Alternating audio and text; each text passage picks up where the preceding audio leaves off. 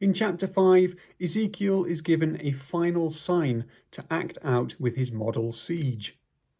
It's worth returning briefly to chapter 3 to notice something particularly unusual about Ezekiel's mission. In verse 17, the Lord tells Ezekiel that he has made him a sentinel or watchman for the house of Israel. He is to warn them with whatever word he receives from God. Otherwise, he will be guilty of their blood. But in verses 24 to 27, God imprisons Ezekiel in his own house. There he remains for the entire book. To make matters stranger, God also removes the power of speech, enabling him only to speak when prophesying. Thus, God has appointed a watchman for the house of Israel who cannot speak and must stay at home. This consignment is itself a sign. It shows that God has cut himself off from his people. He is silent and remote. They will pray, but he will not speak. So, having acted out the sign of lying on one side and then the other, which included the sign regarding food, Ezekiel must now act out the last sign. He is to shave his head, which symbolizes wartime captivity. With the hair, it is divided into thirds to show the thoroughness of the coming destruction. Some will die in the siege, some will be killed outside of the city, and others will escape but be hunted down by the sword. But of this last group, Ezekiel must take a small number of hairs and tie them to his robe. This action is not explained by God. A small portion of these hairs must be burnt in the conflagration as well. The preserved hair might represent the exiled people that God will protect. The portion thrown into the fire may symbolize the suffering of God's people generally. Verse 27 of chapter 3 says that when Ezekiel is given a word, his speech will be restored, and he must say, "Thus says the Lord God." Verse 5 of chapter 5 is this moment. Up until now, as you can see in 4:16 to 17, God has only been communicating with Ezekiel. God now speaks to the people. We must assume that there are people gathered in his house to hear it, unless this was written down and read out by someone else, as Baruch did for Jeremiah. In chapter 8:1, the elders of Judah are sitting in front of Ezekiel in his house, and there are similar notices at the beginning of chapters 14 and 20. It is probable that God only allowed Ezekiel to speak when there was someone there to hear it.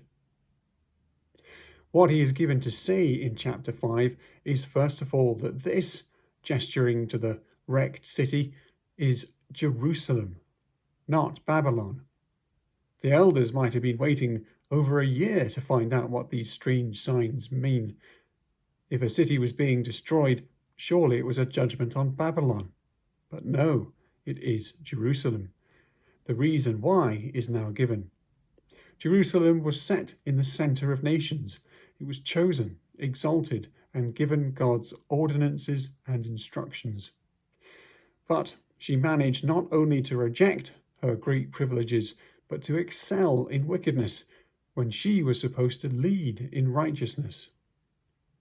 Because of this, as he says in verse 8, I myself am coming against you.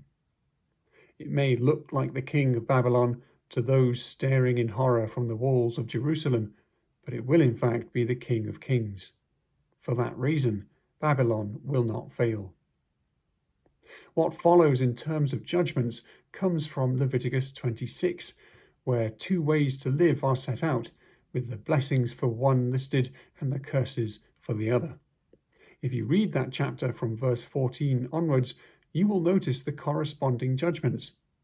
For example, in Ezekiel 5:10, the parents will eat their children, which is found in Leviticus 26:29. In 5:12, God will scatter survivors, but send the sword after them, which is from Leviticus 26:33. And in 5:17, God will send wild animals in amongst them to bereave them of children, which corresponds to Leviticus 26:22. But the links with Leviticus 26 are not confined to this speech. When God was explaining his sign to Ezekiel in 4:16-17, he spoke of wasting away from lack of food. This links to Leviticus 26:16. And going forward to chapter 6, when Ezekiel is instructed to prophesy against the mountains because of all the high places installed on them, which were used to lead God's people away from him, he predicts in verses 4-6 that the altars will be broken and the people's corpses will be strewn around them. Their towns and places of worship will be destroyed, including the stands for burning incense. All of this comes from Leviticus 26, verses 30-31. What this means is that everything that has been going on in chapters 4-6, everything to do with the siege and the prophesying to the mountains of Israel, is to be explained by reading Leviticus 26. If the elders are sitting there appalled that all this time Ezekiel has been indicating and now prophesying the doom of Jerusalem, it is to Leviticus 26 they must turn for the explanation. There they will find that the Lord had set before them a choice to obey and keep the covenant or not. What has happened to them has only been the beginning of the curses listed there. The rest are soon to follow. The speech ends with this result: "Then they shall know that I am the Lord." This phrase, which already occurred in verse 7, implies a recognition of the truth of God, which has been ignored or rejected for so long. It will, at this point, be inescapable.